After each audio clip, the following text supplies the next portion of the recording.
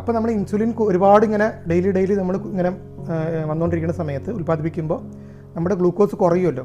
കുറയുമ്പോൾ ഞാൻ നേരത്തെ പറഞ്ഞ 2 സാധനം വരും. ഏതൊക്കെ?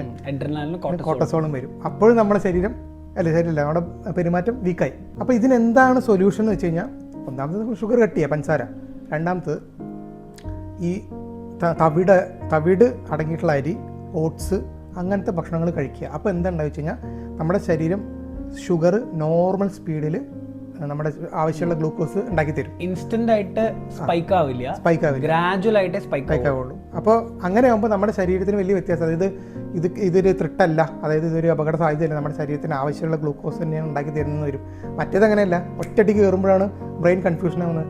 അവിടെ എന്താ സംഭവിക്കുക വെച്ച് കഴിഞ്ഞാൽ, നമ്മൾ നാഗവല്ലി ഗംഗയിലേക്ക് തിരിച്ചു വരുന്നൊരു സാധനം ഉണ്ടല്ലോ, അതൊക്കെ തിരിച്ചു വരുമ്പോൾ ചോദിക്കില്ലേ, നഗരേട്ടാ എനിക്ക് എന്താ പറ്റിയത്? അതുപോലെ ബ്രെയിൻ ചോദിക്കും കൺഫ്യൂസ്ഡ് ആയിട്ട്, അയ്യോ ഞാനിപ്പോൾ എന്ത് പ്രവർത്തിച്ച്.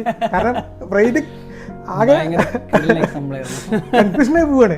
കാരണം ഒരുപാട് ഈ ഫ്ലക്ച്വേഷൻ വരുമ്പോൾ മറ്റേ ഷുഗർ സ്പൈക്ക് ആവുന്നു, ഇൻസുലിൻ വരുന്നു, വീണ്ടും മറ്റേ അഡ്രിനാലിനും കോർട്ടിസോളും വരുന്നു, ആകെപ്പാടൊരു കൺഫ്യൂഷനായി വരും.